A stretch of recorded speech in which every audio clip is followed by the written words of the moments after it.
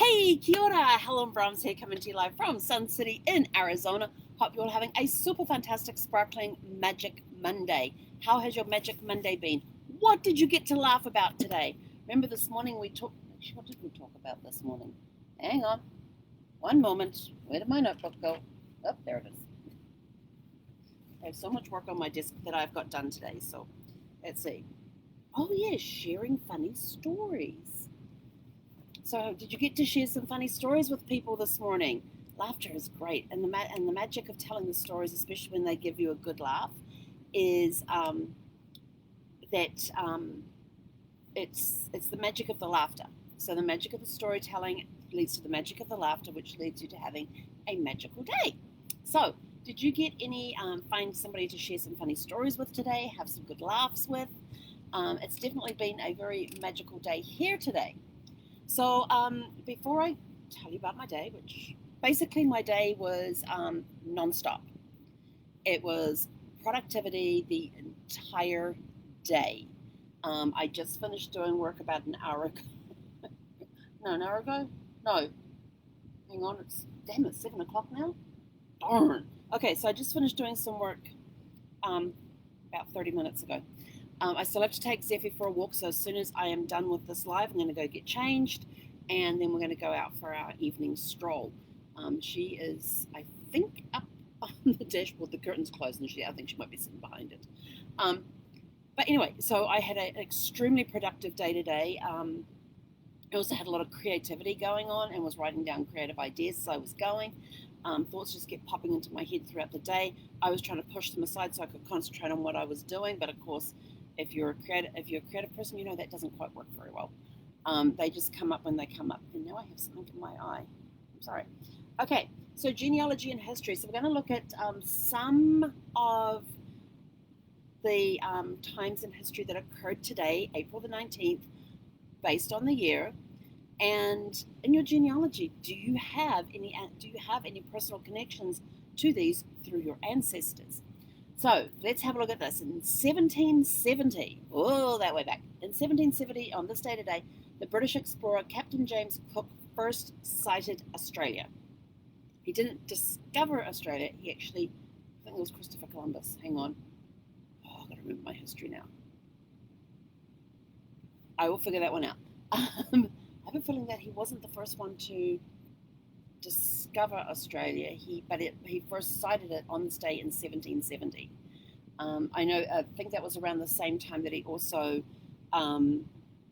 did a circumnavigation of New Zealand, and I can't remember New Zealand came a little later. Forgetting my history. Yikes. I have to go look that up now. Because I know that Captain James Cook actually stepped foot on New Zealand. Because there's a statue of him up at Gisborne, and there's a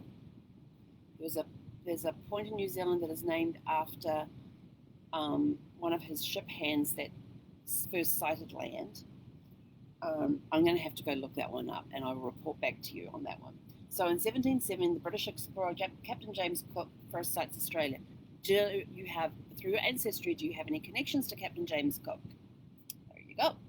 In 1775, the American Revolution begins in Lexington, Massachusetts. The shot heard around the world took place in Conrad later that day. On that same day, in 1775, New England militiamen began the siege of Boston, hemming in the British Army garrison. And also on that day, 1775 was a busy day on April 19th. Paul Revere, William Dawes, who we heard about yesterday, that rode from Lexington to Concord, saying that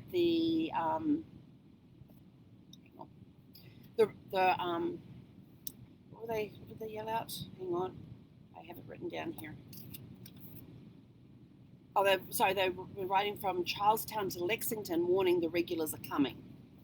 And so the next day, which was April the 19th, 1775, as Paul Revere, William Dawes, and Samuel Prescott were captured by British troops as they were riding from Lexington to Concord, Prescott managed to escape and warned Concord that the regulars were coming. Okay, are we still straight on our history? Okay, so in your ancestry, do you have any connections to Paul Revere, William Dawes, or Samuel Prescott? See how we're tying all of this in together? Did you have any relatives living in Lexington, Massachusetts, or Concord, or Boston at that time when all of this started? 1782. John Adams secures the Dutch Republic's recognition of the United States as an independent government, and the house he purchased in The Hague in the Netherlands became the first American embassy. How cool is that? First American embassy was back then. Do you have any ancestors back to John Adams, or any ancestors who came from The Hague in the Netherlands area? In 1752, now remember, on the 9th of September 1850, California became part of the United States. September the 9th. I have a daughter-in-law whose birthday is September the 9th. Not of 1850, of course. Yeah, she came along a lot of years later. So in 1852, on this day, California Historical Society was formed. So less than 2 years after they became a state, they formed the Historical Society.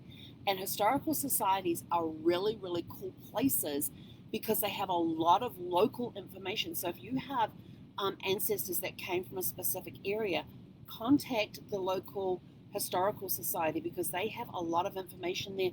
They may have copies of old newspapers there. They'll have copies of land deeds. They'll have all sorts of records there for local areas where you can go for that local area where you can go in and maybe get copies of documents that involved your ancestors and things. So if you're stuck on finding things on your ancestors and you're busy looking online, remember online, and yes, there are millions and millions and millions of records online, but online there's actually only about 5% of all the records that are actually available when it comes to genealogy. So just remember that. So check out your local historical society in your local area. It could be a state, it could be a county, or it could be a town. So check them out, ask them questions. Somebody there may be able to help you get over that stumbling block or tell you where to go within the county or the state or the city to find more information about your ancestors who came from that area. So great resources. In 1874 on this day, the barracks at Alcatraz Island got destroyed by fire. These are the barracks because I believe at the time it was a fort, not quite yet a federal penitentiary. If I remember what I learned about Alcatraz, it occurred later that year. It became a federal penitentiary. Do you have any ancestors with ties to Alcatraz? Not just asking on the bad side. It could have been they were there as a fort. It could have been a part of the military. They could have been building it. They could have been a warden there. They could have been a guard there. They may have been an inmate there. Do you have any ties to Alcatraz in your family tree? 1897. This was a cool one. 1897. All right. The first Boston Marathon was held on this day in 1897.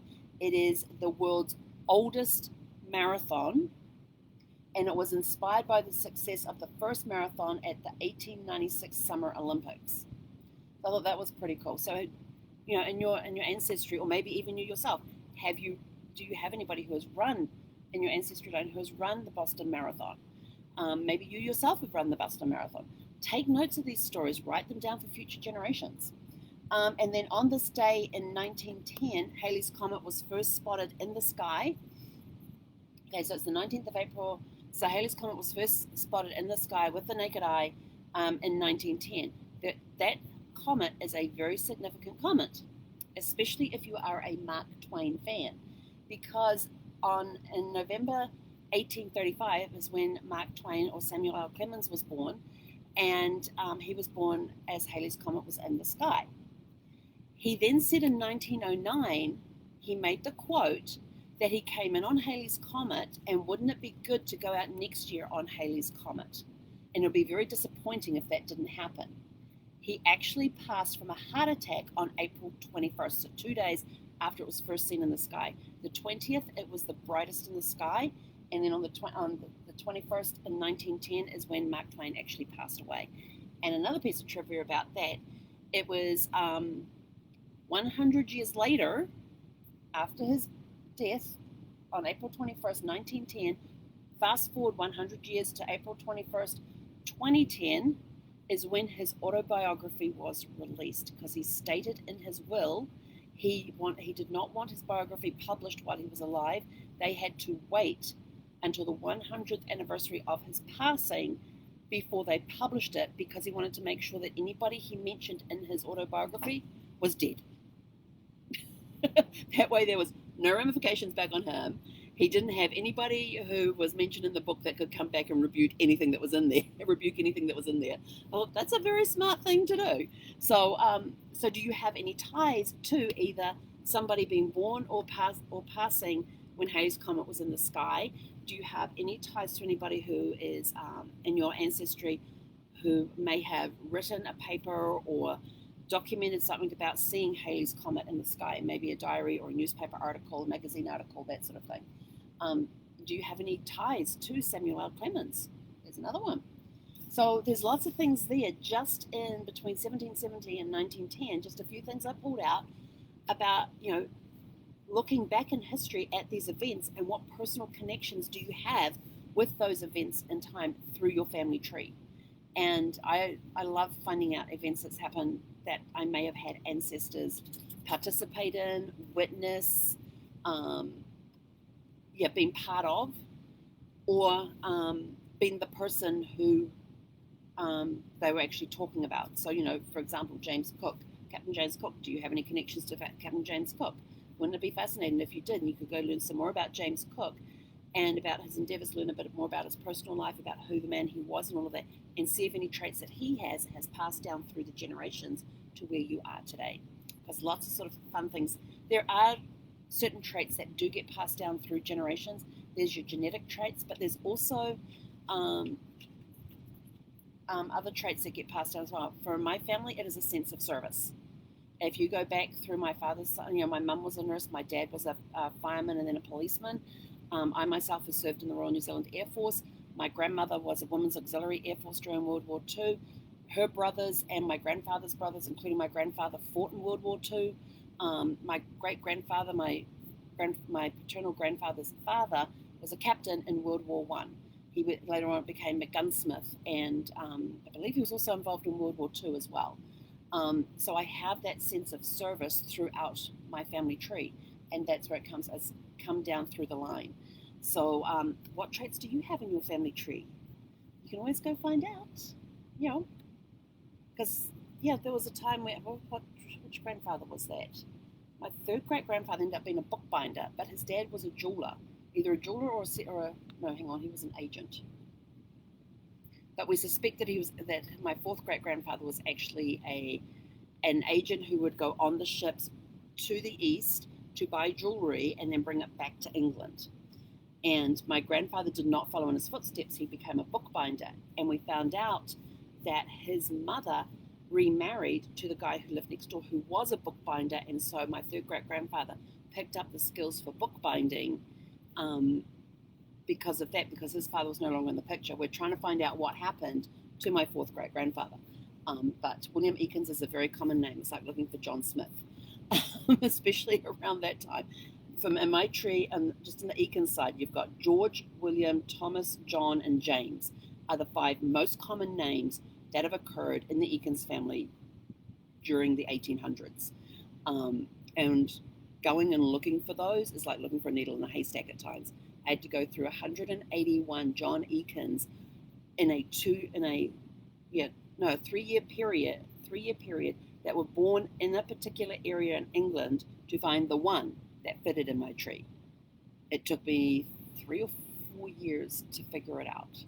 So yes, genealogy does take a long time, and yes, you do have to verify your sources and your resources and all that, because I could have picked any John Eakins out of that 181 that I'd been through, said, oh, yep, that's one that fits in my tree.